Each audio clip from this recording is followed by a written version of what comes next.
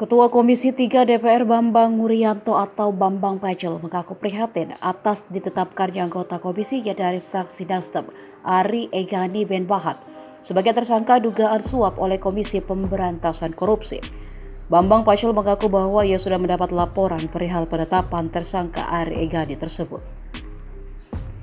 Ia lantas menjelaskan ketika melihat ada sahabatnya di Komisi 3 DPR yang terjerat kasus hukum, tentu hanya bisa mengungkapkan keprihatinan.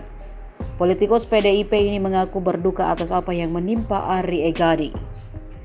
Sebelumnya Bupati Kapuas, Kalimantan Tengah Ben Brahim Bahat bersama istrinya Ari Egani Ben Bahat yang menjadi anggota Komisi 3 DPR RI ditetapkan sebagai tersangka kasus dugaan korupsi oleh KPK. Keduanya telah tiba di Gedung Merah Putih Selasa 28 Maret untuk menjalani pemeriksaan.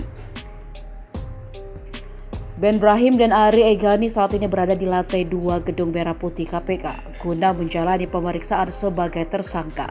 Keduanya diduga menerima suap dari sejumlah pihak terkait kedudukannya sebagai penyelenggara negara. Selain itu, mereka juga diduga meminta, menerima atau memotong pembayaran kepada pegawai negeri atau kas umum.